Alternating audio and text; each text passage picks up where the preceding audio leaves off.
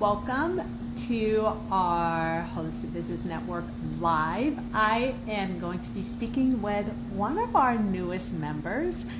She is in nutrition therapy, and when we met, I just loved her because I love all things nutrition. It's really foundational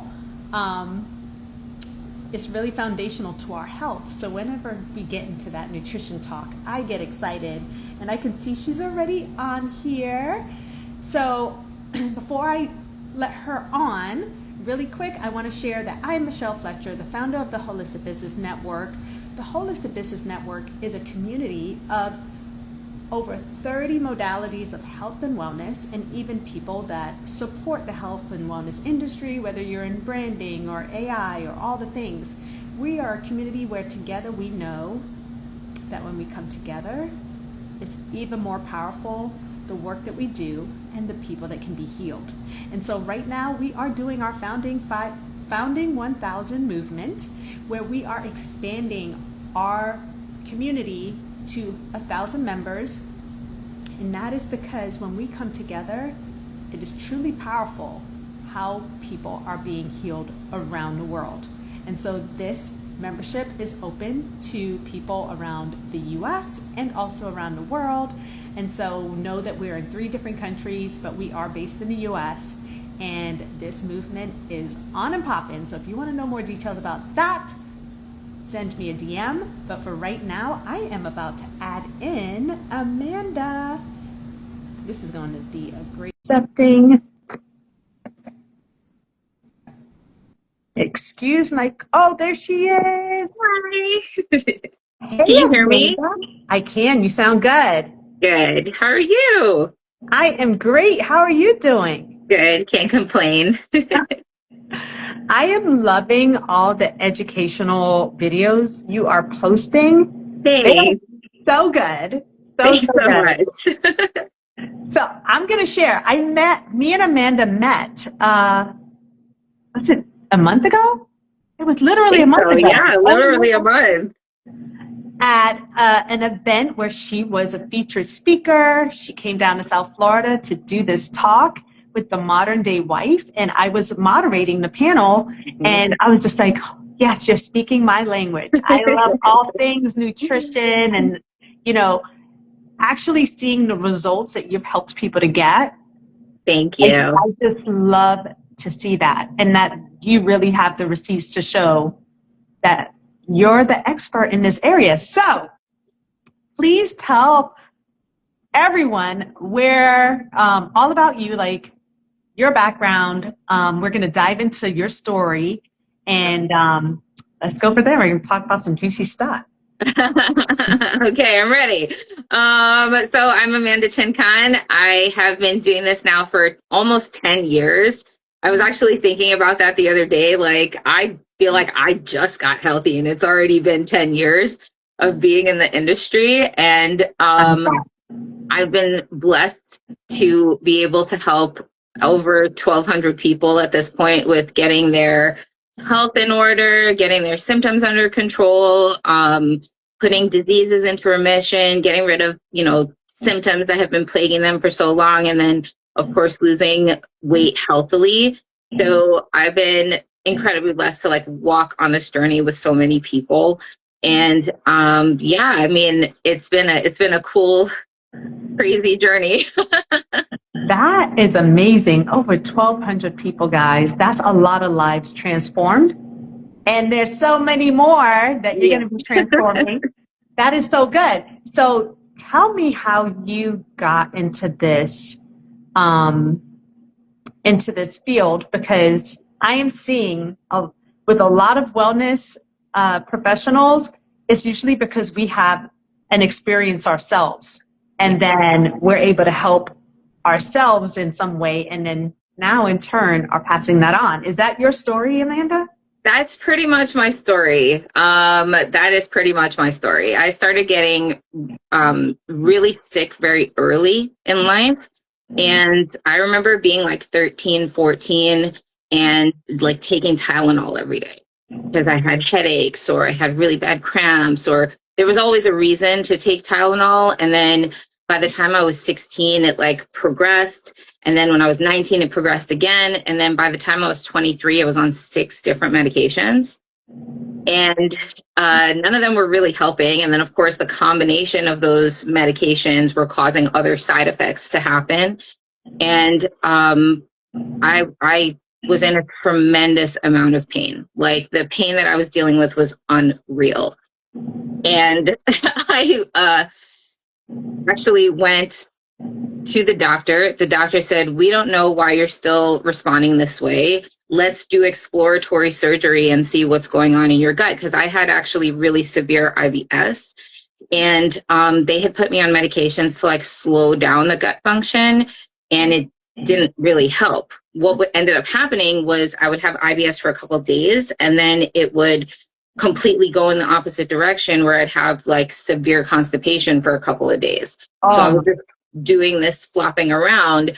And when I went back to the doctor crying, like, this is not helping, they wanted to do surgery. And I was like, you know what? No, like, no thanks, because all this other stuff wasn't working.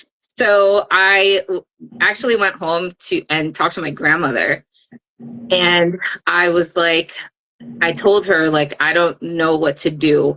And she yelled at me and said, she yelled at me and she was like, you need to drink this tea and just do this thing. And she basically made me drink black tea and to stop to slow down the gut function. And it worked. So I was like, okay, there's something to this. Like, I have to stop this merry-go-round that's happening with my body and let me look into this. So at that time, that's when I really started digging into this journey. And it took several years. Like I always tell people, it took me 10 years to get to the point of being fully healed. But what happened in that 10 years was I did a crazy amount of research. I got multiple certifications. And then now I use all of that knowledge to help people do what I did in 10 years in like 4 to 6 months. Yeah. And it also helps, and I'm just going to plug this, that you have a Caribbean background. Your grandma knew like exactly what can work that's in the pantry to help you heal, right? 100%. So tell them where you originate from. I'll share where I originate from too, but so my family is Guyanese. We're in South America. It's like the only English speaking country in South America that's considered part of the Caribbean. And home remedies are like life. Food is life in the culture. And that's really what I went back to. Just understanding that food is life and we need to eat well in order to be healthy. And that's really what I help people do now. And I genuinely deeply love the fact that I'm West Indian because there's so much knowledge and there's so much experience in our culture that, we really don't get anywhere else. Mm-hmm. I agree. Trust me. I am so grateful for my Caribbean roots too, because growing up, like if you felt sick, usually we didn't have Tylenol. They would go pull like some Cersei off of the backyard that was growing. We're in South Florida, so all these things are like pretty prevalent. But I grew up with that stuff, and I used to be like, oh, that is so gross. Oh, I hate the smell. But let me tell you, you put a touch of that stuff to your mouth, and you feel better almost instantly. And this is like nature's medicine, okay? Like God put this here from the beginning of time for us to heal ourselves. But 100%. When you live in the U.S., you get brainwashed into thinking you need all these over-the-counter medications and pharmaceuticals that come with tons of side effects. And you turn your nose at the things that are growing outside in your backyard or in your front yard. There's remedies everywhere. Like my cousin. Literally. My cousin from Jamaica, she comes to my house and there's like these little weeds and we're thinking we need to get rid of the weeds. She's like, no, that's really good for, and she's like a botanist. This lady knows everything that's growing, but that's from growing up in the Caribbean where you are more connected to the nature and the earth. Yeah, that's the beauty of like other countries. And I always wish this for everyone that's born in the U.S. Travel outside of this country, please. You will learn so much. I literally say that all the time because there's so much experience out there. There's so much like that we don't know, that we think we know, but we don't know. And, you know, just quickly commenting on what you said about like over the counter medications, you know, the US is only 4% of the world's population, right? Our country land wise is massive, but we really we're not that many people. We're only 4%. The US takes 70% of the drugs that are produced in the world. Isn't that crazy? It's insane. Yep. And and so many other countries don't even allow it. Like they don't. Oh my God! Did you see? You know, we're in an interesting place right now because World Cup is happening here, and it's also happening in New York, right? Did you see that the Norwegian team flew in their own food? They had it shipped. They were like, "We're bringing our own food. We're not playing with whatever you guys are doing." Which I was like, "How smart!" Because you know what? They could have ended up coming here, having like gut issues while here, and then not playing their best. So 100%. I'm like, that's what's up, Norwegians. And you know, they have super clean diets and really clean food over there. I'm from England, so I understand this concept. There's so much in the food here that is not allowed in Europe, not allowed in England, and food just tastes different. Food does not taste absolutely. I have so many clients. It's crazy. I have so many clients who cannot go near bread, pasta, crackers at all. They can't smell it. They can't put it in their body. And then they go to Europe, especially when they go to Italy. And they eat pasta every day and they're fine. Yep. Like, why is this true? You know? It's not the same here as it is there. You are so right. Yeah. And, you know, I always say, people say, oh, I can't eat this, I can't eat that. And I say, that's good. Like, at least your body is warning you that it's not serving you, because there's a lot of people that are eating it all the time and destroying their gut and destroying their health. And they don't realize it until now they caught an illness or disease. So be thankful when there's things that your body's like, no, ma'am, or no, sir, don't do that. Be grateful. Yeah. Because it's really warning you. Yeah. And, you know, that like, I think that one of the things that's hard for some people is they're so used to being unwell that they really don't see this thing causes me this issue, you know, because they're so used to it. They never connect the food to their actual lived experience, right? And that can be kind of a hard thing to navigate. And honestly, that's what we do in my programs, is like I guide you through how to test food and see, does this thing cause you a problem? And some of the stuff that we found is crazy. Like, it's really crazy. Like, give me an example, because I love, because identifying this is really the first step. So thank God for someone like Amanda, who's a nutritional therapist, who can guide you to start identifying what is the root of these issues. So what are some of the crazy things that you've like people have identified? Yeah. So I'll just give you like a quick backstory. I had horrendous allergies. Like, I had seasonal allergies 365 days a year, right? I went to the allergist and I was like, what effing season am I in? Because this is every day. Like, what season is this, right? And I did that allergy test where they do the skin pricks along your arms. Every single item blew up. Every item. And they were like, the allergist was actually like, I've never seen this before, so we're just gonna throw everything at it. And I was very hesitant to do it because I was like, if I'm already in this state, you know, taking these shots and whatever, I'm being pretty cautious. So anyway, I started doing the allergy shots and I immediately went into anaphylaxis. So I did that twice, went into full-blown anaphylaxis, and I was like, okay, I'm done. I'm not doing this anymore. And then I went on an elimination diet. Okay. And I actually reversed the elimination and took everything out completely. And I literally only ate greens and protein. And then I slowly started introducing things back in. And when I introduced dairy into my diet, I was so excited to have dairy back in my life. Okay? Because butters and everything, cheeses and everything, I was so excited to have dairy. And prior to me doing this elimination diet, like dairy was kind of my go-to snack. I actually used to go to the deli at the grocery store and have them cut half a pound of American cheese super thin. And what I would do during the day is I would go to the fridge and take out a slice of cheese and just nibble on the cheese. And that was my snack. So when I got dairy back, the first thing I did was nibble on cheese. Uh-huh. By day 3, all of the allergies came back. Dairy. And when I did the elimination diet, by like day 18 to 20, all the allergies were gone. Everything. And I could breathe for the first time. When I tell you horrendous, I was taking 2 Zyrtex every day.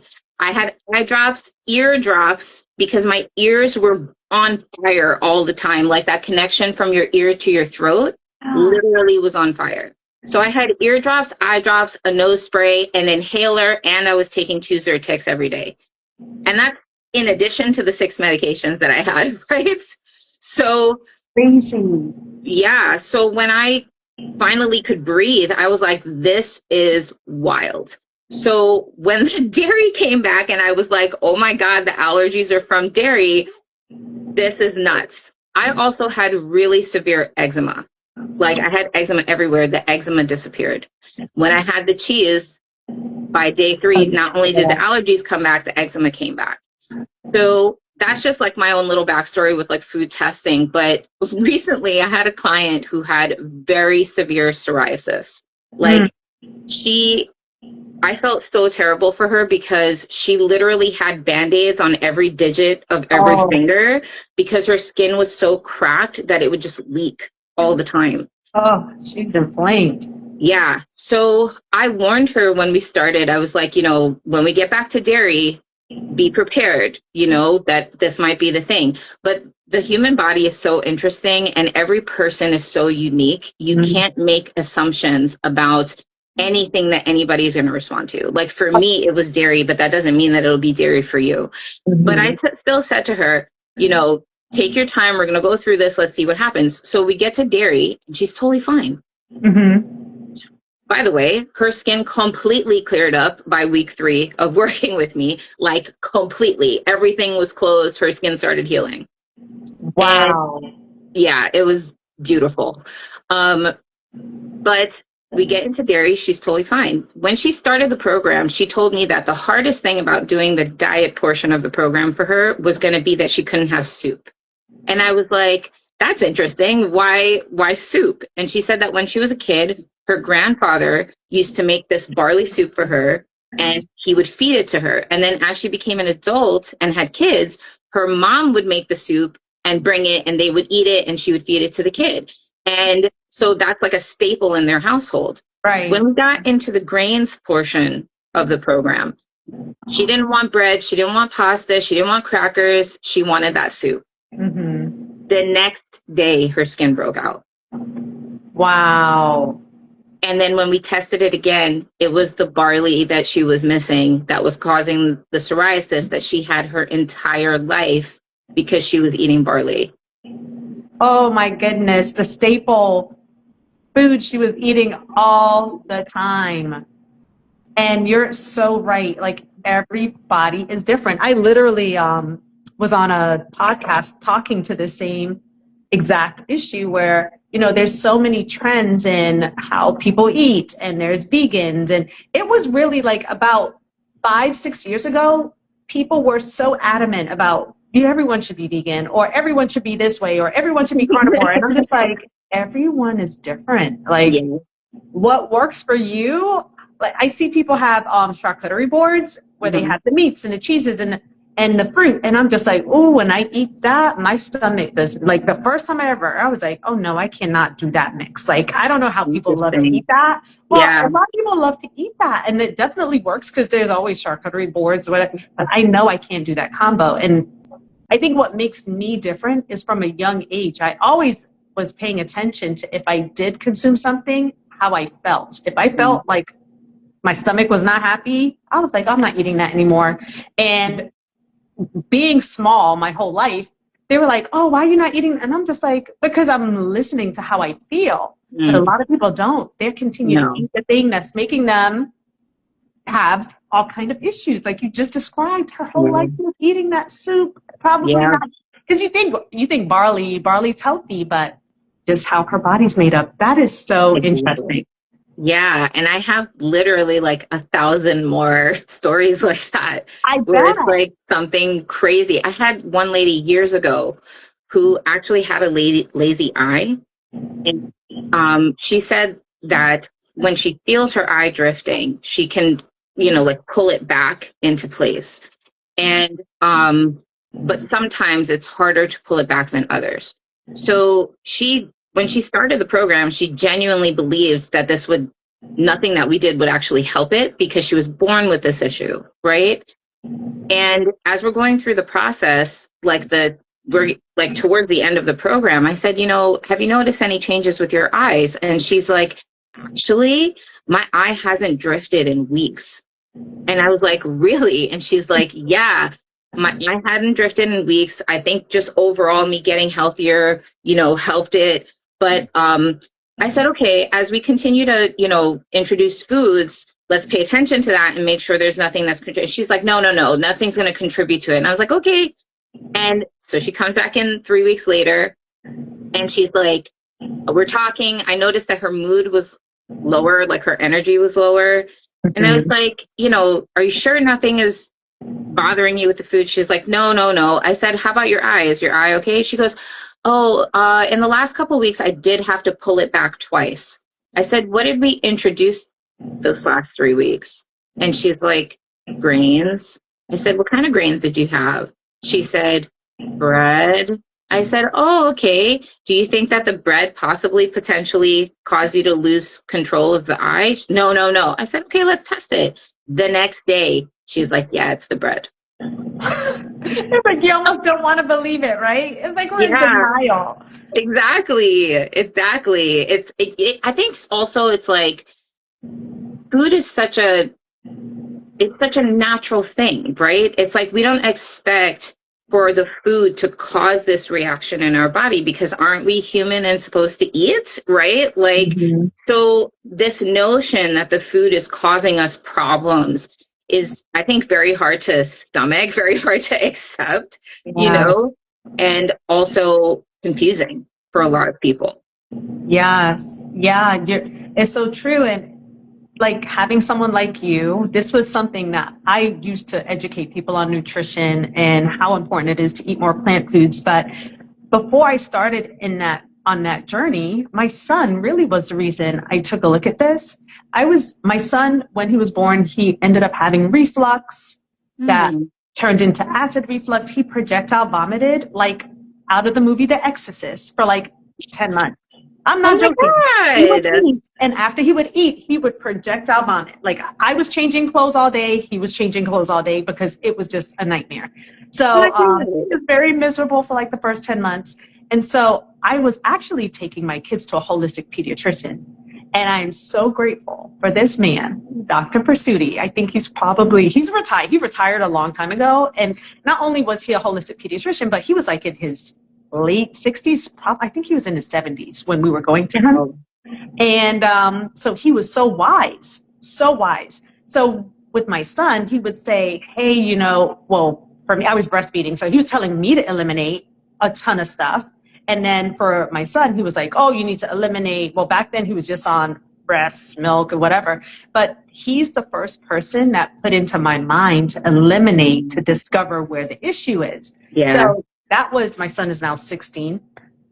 That was 16 years ago. And then 15 years ago was when I partnered with a company that had whole food nutrition. And I was educating people around the country and all over about nutrition. So I understand all of what you're saying and how there's just a disconnect for people, but sometimes they need someone like you or me to connect the dots for them. Yeah. And make them realize, wait a minute, this is something, even though, and a lot of times we are so tied to our cultural foods, right? Yeah. You're from Guyana. My parents are Jamaican. I won't even talk about the British food. British food is horrible. It's not that good. There's a few key things that are good. but Caribbean food, you know, Yes. it's like our love language is what we Mm-hmm. eat when we come together. So it can be so hard to break Yeah. away from that. You know, I think of that young Absolutely. lady with the barley soup and how she was probably so emotionally tied to it. And She cried for like a week. She oh, did. She did. And that's the other component, right? I yeah, think that, you know, like we kind of cover the topic of a food attachment under the like emotional eating umbrella. But yeah, what does that mean? Right? What is it to emotionally eat? It's not just, okay, I'm stressed out and I want a cookie. Like that's very basic as far as like emotional attachment to food. Most of our emotions run so deep in our memory that mm-hmm. we have forgotten where they come from. And so when we try to detach from the food, it's like this nervous system response that happens in your body that's like, no, no, no, no, no, don't do that, don't do that, don't do that, because it's associated that food with comfort for your whole life, right? So I think that we really need to like expand that conversation of emotional eating because it's so much deeper than we think. You Mm-hmm. know, like I know for myself, I had a very big problem with popcorn. Like really, really big problem. Like I could eat an entire like Costco sized bag of popcorn by myself. Like really. And I just want to say I used to be like 53 pounds heavier than I am right now. Oh my. But I had a really big issue with popcorn, and popcorn was like my go-to food. It was my like, okay, I'm bored, I'm gonna eat this. I'm emotional, I'm Yeah. gonna eat this. I'm tired, I'm gonna eat like every reason to eat popcorn. Mm-hmm. And I would eat to the point where like I was sick, but I couldn't stop myself from eating it. Yeah. And then I started asking a lot of questions like, why do I do this? Why is it Mm-hmm. popcorn? Why is it, like, and after about a week of like thinking about this very carefully, it's crazy the way that our nervous system like stores information because I started going backwards in my memory and saying, okay, what was before that? Every time a memory came up, I'd be like, what was before that? How did I get to that memory? And I actually, it took a week of me doing this digging, but I actually traced popcorn all the way back to like 7 or 8 years old. Golly. And when I was a child, my dad was very, very, very extremely strict about our diet, which is what led me to my rebellion phase later. But my dad was very strict about our diet. And we didn't have like normal snacks. We didn't have like normal food. 99% of my meals growing up were like sauteed vegetables and rice, like very West Indian, like Mm-hmm. sauteed vegetables and rice. My family was also vegetarian at the time. So if we did have anything else, it was like tofu. Like Mm-hmm. my dad used to smush up tofu blocks and carve it into a turkey for Thanksgiving, like that kind of thing. So He was serious. yeah, he was real serious. And we didn't have snacks. So I didn't grow up in a house that had like chips and whatever for snack time. What Yeah. I did remember when I was doing this journey was that my dad would always buy a block of the circle of Edam cheese. Like, have you ever seen that red wax circle of cheese? Oh yeah. Mm-hmm. So that cheese is like the closest cheese to what they would get in Guyana. So he Mm. would buy that. And you know what I used to do? I used to cut slices of it after school every day and put it in the microwave and eat melted cheese for a snack. So later in my life, when I was taking American cheese out of the fridge and nibbling on it, where do you think that habit came from? Yeah. But the second thing was we used to have family night every Friday night. And in family night, sometimes we'd go to a restaurant, sometimes we'd watch movies at home. Movie night, we would take out a big tahari, the big pot, the giant pot. We Yes. would put it on the stove and pop a crap ton of popcorn. My dad would buy organic kernels and we would pop it on the stove. We would take the whole pot and put it in the living room and everybody would just eat popcorn while we watched the movies. Oh wow. So that In memory is embedded. Oh in my my goodness. Yeah, in my little baby brain at 7, 8, right? Especially being within such a strict household, when I saw popcorn, it was like, popcorn! Oh my God, snack time! Yeah. And literally 25 years later, I was still having the same reaction to popcorn. Isn't that something? It's crazy, right? So when we talk about emotional eating, we really need to like go back and ask ourselves some questions about where these habits actually came from. It's not enough to be like, I know I'm an emotional eater and I'm just going to stop eating when I'm stressed out. Nobody wins that battle for a long time. Yep. You know, it'll get to the point where your nervous system is like, I just need comfort, and then you're going to Uh-huh. eat. And then when you do finally break, it turns into a binge, not a snack, right? So we need to like address all of these topics with our food when we're talking to people about long-term health, right? It's not just learning what's healthy and what's not healthy, but like how does food affect you on all these different levels, you know? Listen, guys, this is the nutrition therapy, okay? Amanda is a nutritional Yes. therapist. So there's so many things involved, not Yeah, just, you know, how some people say, oh, I'm sad, so I'm emotionally eating. It's so much deeper than that. That is so good. it's so much deeper. Thank you. So good. Oh my gosh. See, I get so excited about this conversation. I don't even know what time it is. I don't know how long we've been talking because I'm on my phone. I don't have any. It's 12:43. It's okay. Okay. Oh my gosh. I was like, I don't want to hold up Amanda too long because she No, has I'm a good. lot of clients. But this conversation is so good. I want people, first of all, you're going to be collaborated on this recording. So, guys, if you're watching the replay, type replay. But if you want to get in contact with Amanda, she will be a part of this post when I repost it. But I also want you to share how other ways people can find you, whether it's your website or other platforms. Please share. And Okay. then I don't know if you shared where you were right now because Amanda's not in South Florida, but she can work No. with you anywhere. So, Yes, I okay. am fully remote. I am currently stationed in New York. I'm from New York, so I shouldn't say currently stationed, but you know, I'm in New York, but I work fully remotely and I do lots of traveling for like speaking. That's how we met and just getting this message out there to people. So no matter where you are, I can work with you. I have clients right now in California. We're in completely different time zones, but we're making it work, you know? And I am Amanda Chincon Nutrition literally everywhere. So that's my website, that's my YouTube, that's my Insta, that's my Facebook. So you can find me, Amanda Chincon Nutrition, literally on any platform.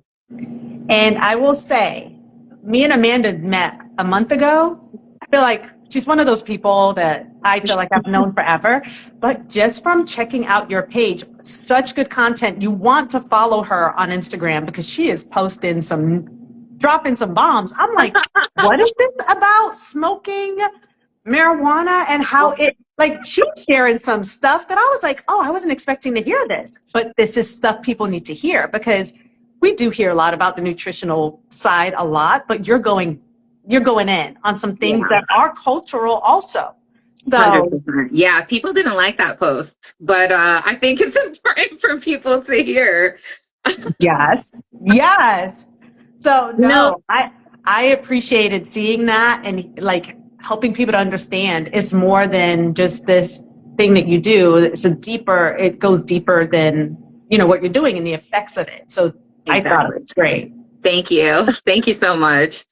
Yeah, and honestly, I'm all about informed decisions, right? If you want to make this choice, that's totally up to you. I support your choices. Just make sure that you know what you're making the choice about, Yes. you know? And Yeah. even with food, like our class, you know, I teach the 80/20 lifestyle. I don't believe at all that you're never going to eat another cookie. You're never going to have a bag of chips. You're never going to have a slice of Mhm. pizza. That's completely unrealistic. But we have to learn balance, you know? And it's the same philosophy, you know, across the board. You can do whatever you want to, but have balance in the decisions that you're making. Understand what the effect is going to be and decide if that risk, that effect is worth it to you, you know? I have clients who are like, I cannot live without a slice of pizza. And I'm like, that's fine. However, number one, make sure it's worth it, right? So don't get like crappy dollar pizza. Get like a fantastic slice of pizza, right? It's worth it now. And then two, consciously say to yourself, this is going to be the reaction when I have that pizza. I'm probably going to get super tired. I might have to run to the bathroom, but you know what? This slice of pizza is worth it to me. You know, same thing with your Mary Jane. Okay. Yeah. If it's worth it to you, then make that choice, but make sure that you're making an informed decision. Girl, yes. And listen, this is something, you know, I started out in network marketing. And, you know, network marketing, you are selling to people, but my whole thing was, I'm giving you a resource that can help you be healthier. I just want you to be informed. You can say yes, you can say no, but at least you won't say, well, dang, Michelle, why didn't you tell me that? Like, I had a health issue or my mom had a health issue and I could have used that resource. That is what it's about. And I love, see, this is why Amanda is helping thousands of people, guys, because she is intentional about just wanting you to have the information. Then it's up to you to make the decision. So this was so good. I could talk to Amanda all day. We can talk all day. Good. Whenever we're on the phone, we are like, oh my gosh. Okay. So anyway, I'm hoping to see Amanda back in South Florida in March, because guess what? In the Holistic Business Network has something brewing for March 2027 that you guys will hear more about. And I think you'll be meeting Amanda in person during that time. I will be there. That's a guarantee. I already have people coming from Canada, from England. So nice. Stay tuned. It's about to be on and popping. It's going to be really good. Awesome. I'm super excited. That's going to be amazing. Yeah. Thank you well, first of all, thank you for being a part of our community, Amanda. Like, you are an amazing resource, first of all. And the work you're doing. Grateful that I met you. I'm so grateful that I met you. And I'm super excited to be part of the community. Oh my God. I am grateful that we connected too. Like, it was meant to be, and that you were on the panel that I was moderating, and I was just like, oh, speaking my love language. So grateful to have you here with us. And I think you may see me in New York, guys. So stay tuned for that too. So there's a lot of really good things on the horizons. We're so blessed to have Amanda with us. And if you want to reach out to her, she will be tagged on here. But thank you for this conversation. Was fire. Thank you. Thank you so much. Enjoy the rest of your day. You too. Keep transforming lives, girl. Thank you. All right. Bye. Bye.